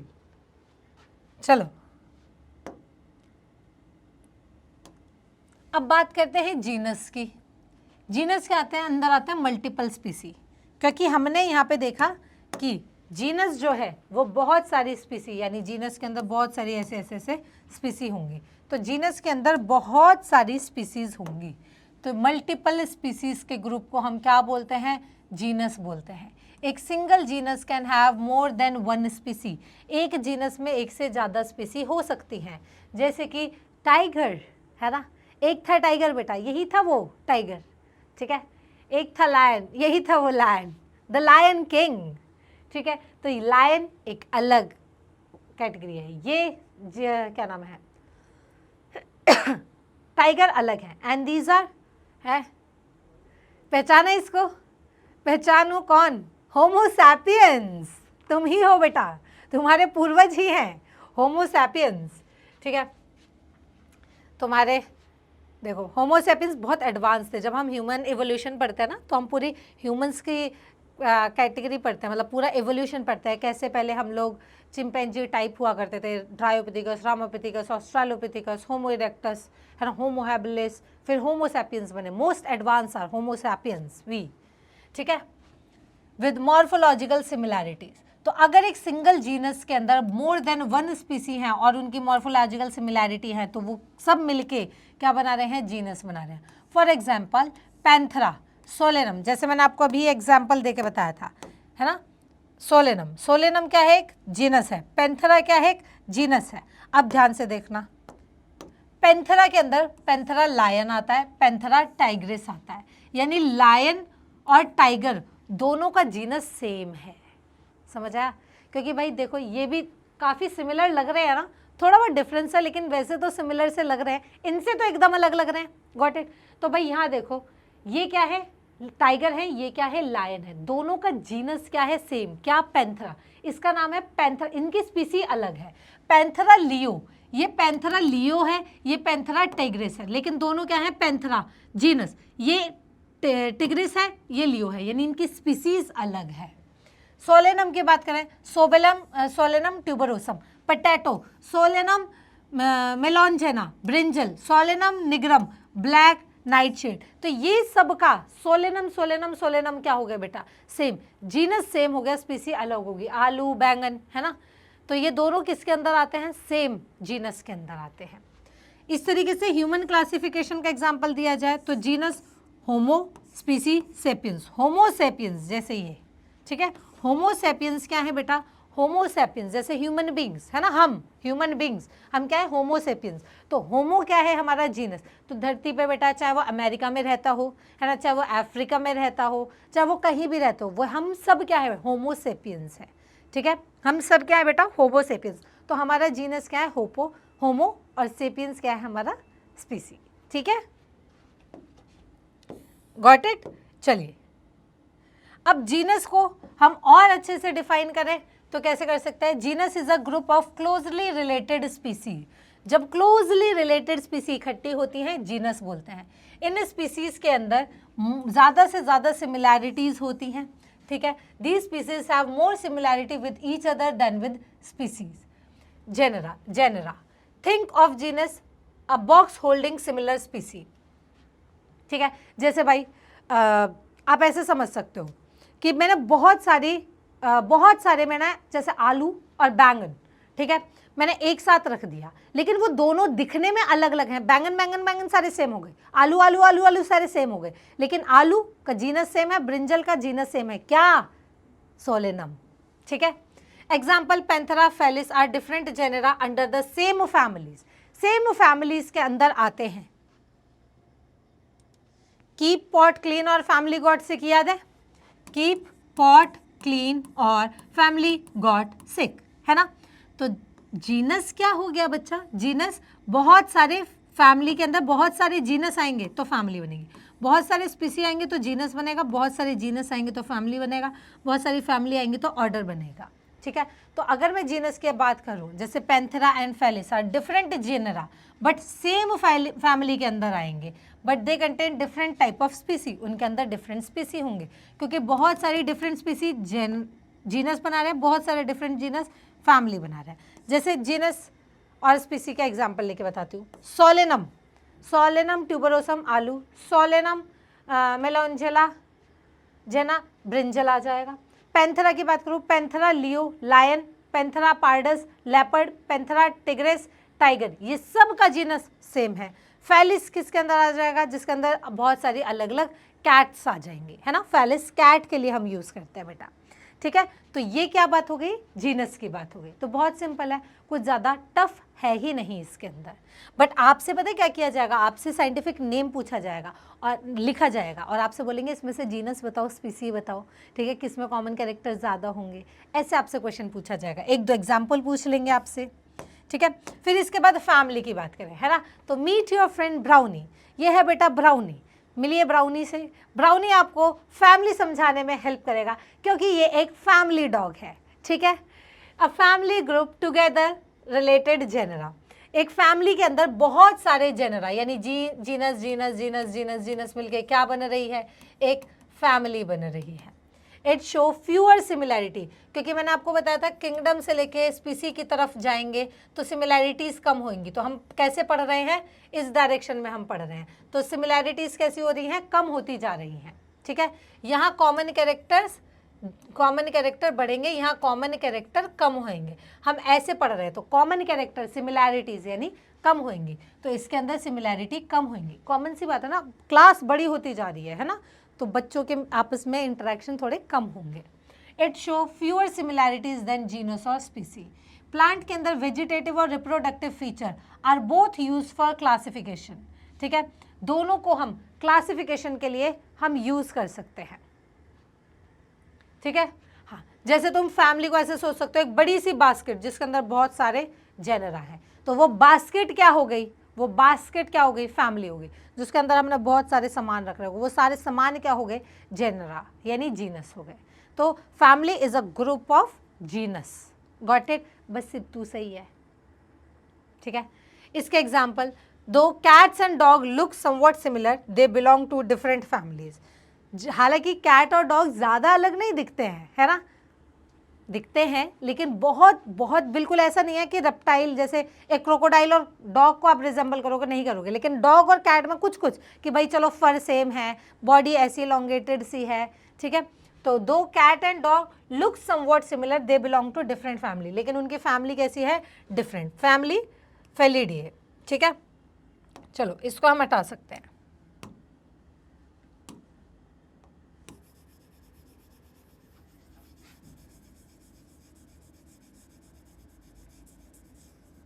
ठीक, जैसे आप यहाँ देखिए, ठीक है, यहाँ अच्छे से लिखा हुआ है फैमिली इंक्लूडेड जेनरा। फैमिली के अंदर बहुत सारे जेनरा आ जाते हैं, सोलेनेसी, फेलिडे और कैनिडे। जहाँ पे भी एसी, ए या ए लग जाता है, ये सब क्या है, फैमिली। आपसे पूछा जाएगा, जैसे आपको 4 ऑप्शन दे दिए, ठीक है, तो आपसे पूछा जाएगा इनमें से कौन सा फैमिली है। तो हमेशा याद रखना, जिनके लास्ट में इस तरीके से एसी लग जाएगा, जैसे सोलेनेसी, फेबिएसी, है ना, पेपिलिनोसी, ब्रेसिकेसी, जिसमें एसी एसी लग जाएगा, है ना, तो फैमिली जो है बेटा एसी में बैठ के चिल करती है ना, तो फैमिली में एसी लग जाता है, या फिर लास्ट में ए ई लग जाएगा, ठीक है। तो ये क्या हो जाएंगे, फैमिली। हमेशा याद रखना इनका सफिक्स ए ई होगा या एसी होगा, ठीक है। अब जैसे सोलेनेसी के अंदर आ जाएगा सोलेनम, पिट्यूनिया, दतूरा, सब प्लांट्स के मेंबर हैं। फेलिडे के अंदर आ जाएगा lion, tigress, leopard, Felis, cats, ठीक है, कैट्स के लिए फेलिस यूज़ किया जाता है, इन सब के लिए पैंथरा यूज़ किया जाता है। कैनिडे के अंदर आ जाएंगे डॉग्स, वुल्फ, फॉक्सेस, है ना, ये सब क्या है, एनिमल्स हैं, ठीक है, ठीक है, ये सब क्या है, एनिमल्स हैं बेटा। तो अब आपको समझ आया, फैमिली के अंदर बहुत सारे जीनस आते हैं, बहुत सारे, ये एक अलग जीनस है, ये एक अलग जीनस है, ये एक अलग है, ये अलग है, ये अलग है, ठीक है, ये सब मिलके क्या बना रहा है, फैमिली। कौन सी, solanaceae family, felidae family, canidae family, that's it, है ना। तो ब्राउनी को धन्यवाद बोलते हैं और बढ़ते हैं अगली स्लाइड पे, ठीक है गाइस। अब आता है ऑर्डर, ठीक है, ऑर्डर क्या बोलता है, ऑर्डर क्या है, अब कॉमन सी बात है, फैमिली से एक लेवल ऊपर हो गया, order is a higher taxonomic category than family, है ना। It is made up of related family, बहुत सारी रिलेटेड फैमिलीज इकट्ठी हो जाएंगी जिनके अंदर कुछ सिमिलर कैरेक्टर्स होंगे, वो क्या बना देंगे, ऑर्डर बना देंगे। Similarity at this level are less than family, family से कम। अब हम ऊपर की तरफ जा रहे हैं तो सिमिलर कैरेक्टर्स कम होते चले जाएंगे, बट स्टिल मीनिंगफुल। जैसे स्पीसीज, जीनस, फैमिली, ऑर्डर, इस डायरेक्शन में हम लोग बढ़ रहे हैं, ठीक है। कीप पॉट क्लीन और फैमिली गॉट सिक, यानी अभी कीप पॉट क्लीन और फैमिली गॉड से हम ये पढ़ चुके हैं। अब हमें क्लास, फाइलम और किंगडम रह जाएगा, ठीक है। तो हमने ऑर्डर पढ़ा। ऑर्डर क्या होगा? बहुत सारी फैमिलीज का ग्रुप, क्या हो जाएगा? ऑर्डर। इसका एग्जाम्पल देख लो, ऑर्डर।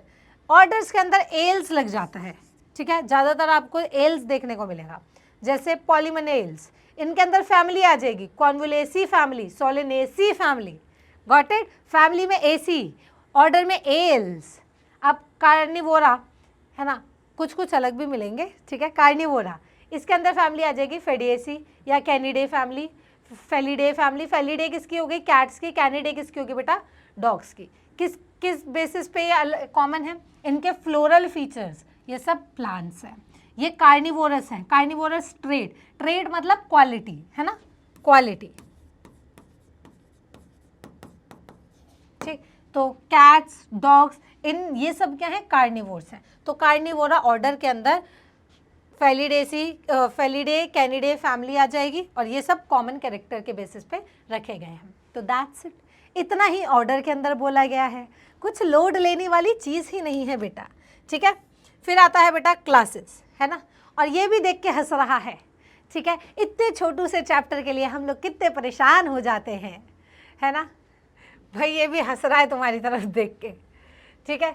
चलो, क्लास हायरार्की के अकॉर्डिंग देखा जाए तो species, genus, family, order, class, मतलब हम इस डायरेक्शन में बढ़ते हुए जा रहे हैं। अब क्लास क्या है? मैम क्लास तो हमारी 11th है ना, लेकिन हम इस वाली क्लास की बात नहीं कर रहे हैं। तो मैम कौन से वाले? स्टैंडर्ड वाले क्लास की बात करो, उसकी भी बात नहीं कर रहे हैं बेटा।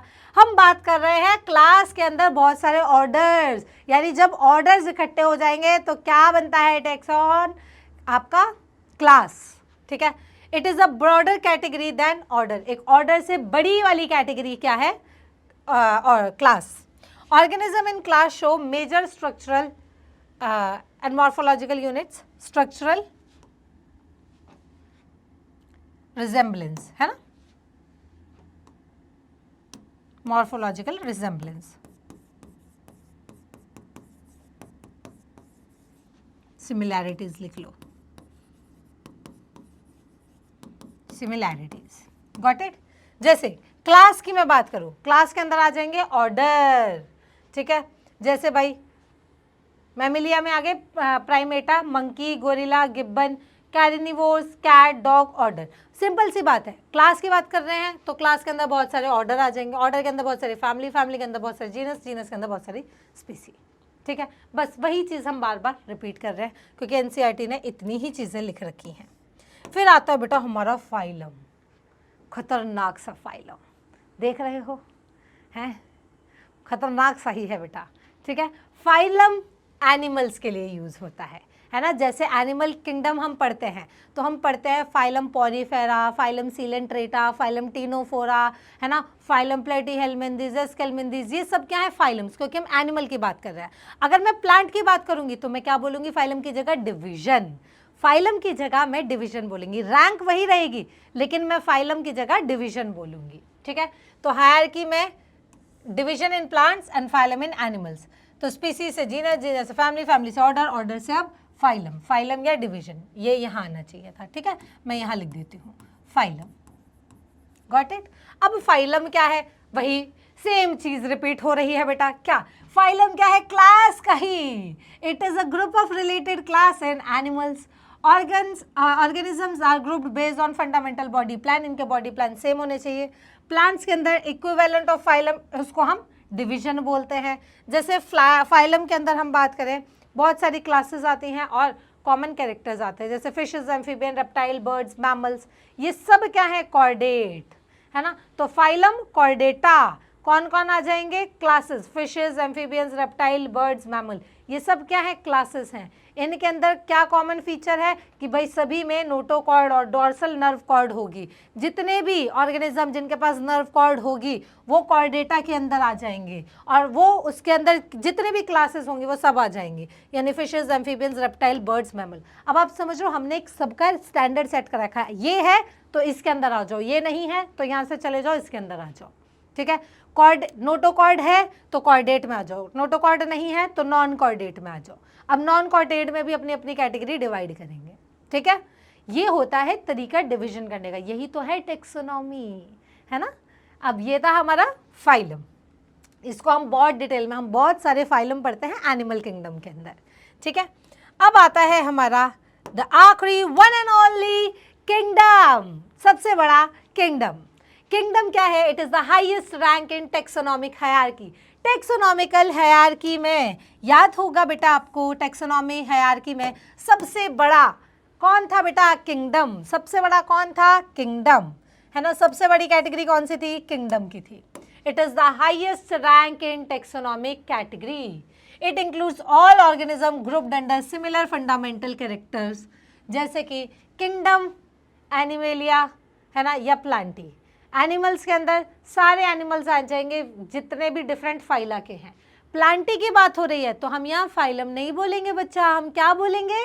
डिवीजन बोलेंगे। All plants from various division, ठीक है। तो ये किंगडम के अंदर सारे आ गए नीचे, है ना। किंगडम के अंदर आ गए फाइलम, किंगडम के अंदर आ गए प्लांट्स की बात करो तो डिवीजन, ठीक है। तो hierarchy from lowest to highest की बात करें, लोएस्ट वाली कौन सी थी? स्पीसीज, फिर जीनस, फिर फैमिली, फिर ऑर्डर, क्लास, फाइलम बोलो या डिवीजन बोलो या फिर किंगडम, ठीक है। लोअर रैंक जैसे कि स्पीसीज, इनके अंदर मोर सिमिलैरिटीज होती है ना, और बहुत कम ऑर्गेनिज्म होते हैं। ऑर्गेनिज्म कम होते हैं, सिमिलैरिटी ज़्यादा होती है। और हायर रैंक में जाएंगे तो सिमिलैरिटी कम होगी लेकिन डाइवर्सिटी बहुत ज़्यादा होगी।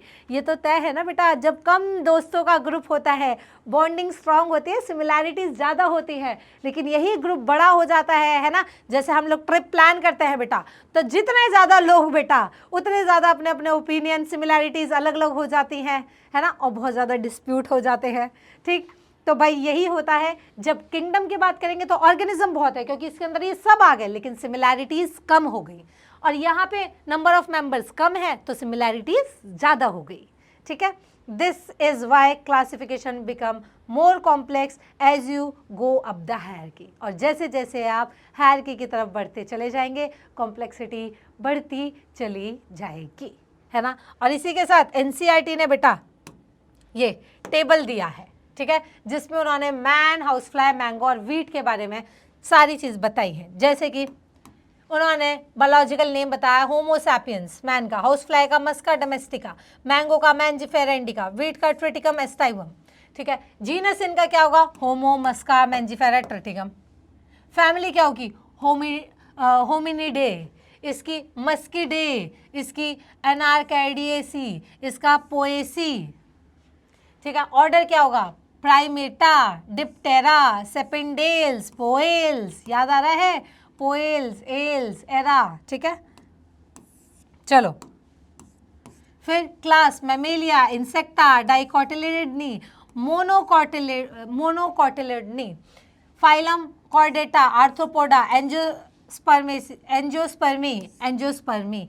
आपको बेटा इन चारों का ज़रूर ध्यान रखना है, ज़रूर आपको पढ़ाई करनी है, ज़रूर, है ना। जैसे बोलते हैं ना, मेरे मामा की शादी में जलूल आना, ठीक है, ऐसे बेटा आपको ये जलूल याद करने हैं, ठीक है। It's very important. एनसीईआरटी ने जो भी डेटा दिया है आपके एग्जाम पॉइंट ऑफ व्यू से वो अतिरिक्त इम्पॉर्टेंट है, ठीक है। और चाहे आप कोई भी एग्ज़ाम दो, चाहे आप नीट दो, चाहे आप सीयूईटी दो, चाहे आप कोई भी एग्ज़ाम दो, है ना, एनसीईआरटी आपको फॉलो करनी ही पड़ती है। तो इसलिए एनसीईआरटी में जो भी चीज़ें दी गई हैं बेटा, वो हमने सारी चीज़ें कवर करी गई हैं। लेकिन मैम चैप्टर तो ख़त्म हो गया, क्या आप हमारे को क्वेश्चंस कराएंगे? Yes of course. चैप्टर ख़त्म होने के बाद छोटा सा समरी पार्ट आता है, यही पूरे चैप्टर की समरी, और फिर आते हैं क्वेश्चंस। जैसे कि एनसीईआरटी क्वेश्चंस, एनसीईआरटी क्वेश्चन में पहला क्वेश्चन क्या देता है हमारी एनसीईआरटी कि why are living organism classify. और लिविंग ऑर्गेनिज्म को क्लासिफाई किया क्यों गया था? क्योंकि to organize the vast diversity of life form, to understand the relationship among different organism, to make identification and naming and study easier, ताकि हम characteristic के बेसिस पे या ग्रुप के बेसिस पे प्रेडिक्शन कर सकें, या aids in help in studying evolutionary relationship, evolutionary history और उनके ओरिजिन को पता कर सकें, ठीक है। तो मैंने इन सभी क्वेश्चंस के आंसर आपके पीडीएफ में डाल दिए हैं, ठीक है। ये सारे क्वेश्चन के आंसर आपको मिल जाएंगे बच्चा इस पीडीएफ में। तो आपका पूरा का पूरा, है ना, आपका पूरा का पूरा चैप्टर हो चुका है एंड, ठीक है। तो एक इतना हमने शॉर्ट टाइम के अंदर, इतना छोटू सा चैप्टर है, मेरे ख्याल से 5-6 पेजेस का ही हमारा ये चैप्टर है, 6 या 7 मैक्सिमम पेजेस हैं, छोटू सा ही चैप्टर है और हमने इसको वाइंड अप कर लिया है। एनसीईआरटी की एक एक लाइन को हम लोगों ने कवर कर दिया है और क्वेश्चंस की पीडीएफ भी मैंने आपको,